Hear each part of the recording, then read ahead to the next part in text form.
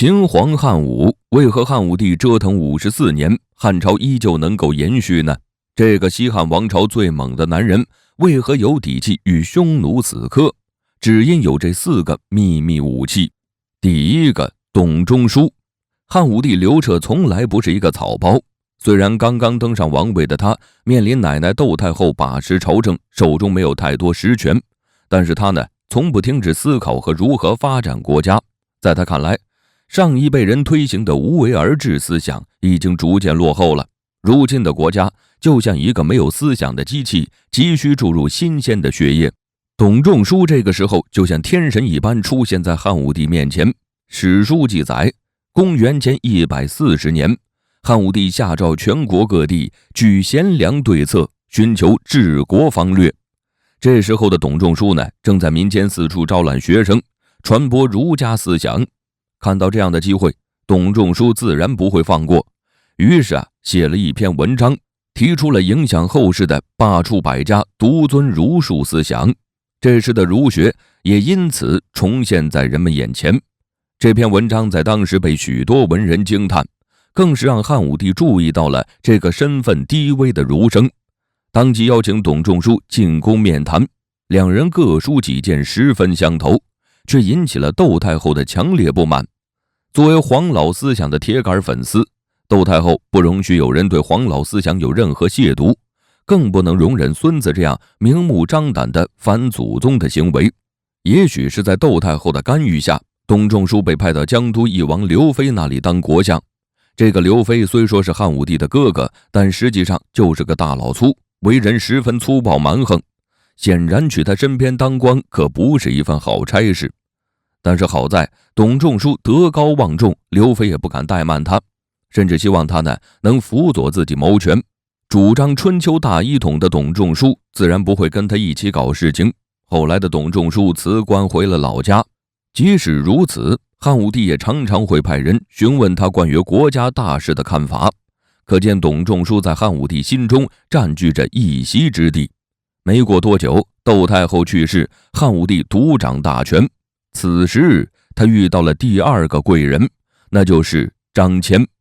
这个张骞呢，早年只是汉武帝身边的一个小小的侍从。史书记载，公元前139年，汉武帝为了笼络肉之国，共同对付匈奴，于是招纳志愿者出使肉之国，张骞就是其中一个。于是他奉命带领100多号人出发，在经过河西走廊时，张骞一路人不幸遇到了匈奴士兵，因此被软禁了起来。为了拉拢张骞呢，匈奴人对他各种威逼利诱，但张骞始终不为所动。转眼10年过去了，张骞此时在匈奴已经有了老婆孩子，但他从没想过放弃逃跑的念头。终于有一天，他等到了机会，趁匈奴人疏于防范，带领着自己的随从逃离了匈奴。号称中国带货第一人的张骞又将何去何从呢？而他又会为汉武帝带来什么呢？话说张骞逃跑以后，了解到肉之国已经发生了巨变，便动身准备回汉。为了避开匈奴的势力，张骞几次改变路线，谁能想到那么点背，还是遇上了匈奴骑兵。这一次被扣留了1年多。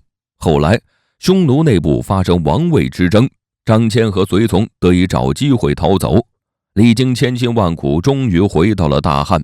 公元前119年，张骞再次奉汉武帝之命出使西域。这一次呢，他率300多位随从，携带大量的丝绸珠宝，专门去拜访西域各国，以显示大汉的国威。这次远行不仅为大汉带回了各种新物种，还促进了大汉与西域各国的联系。后来历史上将张骞出使西域的这条路称为丝绸之路，至今仍推动了中国与欧洲国家的交流。如果说前2位只是在思想和文化方面有突出贡献，那么后2位可以说是汉武帝任性的资本。第3个，卫青。这个卫青本是卫子夫的弟弟，因为姐姐被汉武帝看中，跟着一起进了宫。后来姐姐卫子夫因备受宠爱，招致了当时的皇后陈阿娇的嫉妒。于是呢，陈阿娇找到机会想要处死卫青，来打击卫子夫。就在这千钧一发之际，卫青的同僚公孙敖赶到，不仅救下了卫青，还将此事告知了汉武帝。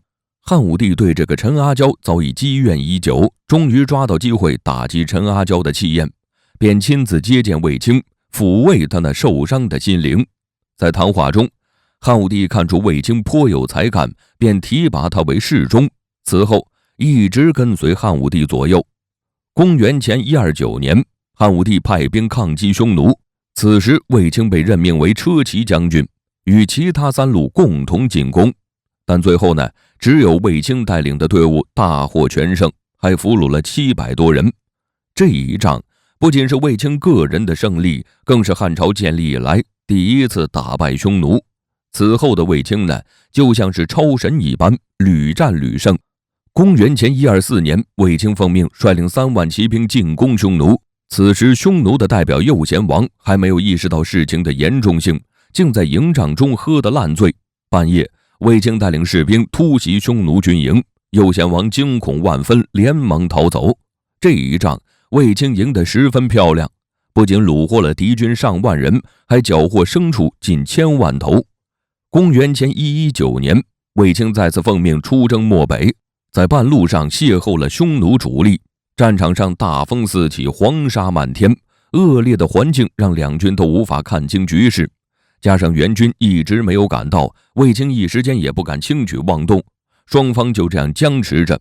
傍晚，匈奴单于看准时机，带领骑兵突破汉军包围，卫青率兵连夜追击，斩俘敌军19000多人，打得匈奴此后10几年都不敢再骚扰大汉。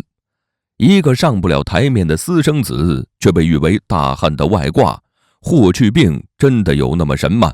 第4个，霍去病。说起霍去病这个名字的来历，有一段有趣的传闻。当时汉武帝身患流感，看到卫子夫姐姐抱着一个孩子，本想上前去摸一摸，谁知道这孩子突然扯着嗓子嚎哭起来，把汉武帝吓得一身冷汗。却不想这一下呢，竟把流感治好了，于是汉武帝赐名为去病。随着后来卫子夫备受恩宠，成为母仪天下的皇后，卫氏一族也一跃成为了皇亲国戚。霍去病呢，因此摆脱了私生子的名号。年少时，霍去病就擅长马术、战术，因此年纪轻轻便跟随舅舅卫青出征。史书记载，公元前123年，霍去病跟随卫青进攻匈奴，当时卫青率领的军队伤亡惨重，但17岁的霍去病丝毫不怯场，独自带领800骑兵深入虎穴，绕到匈奴背后发起进攻。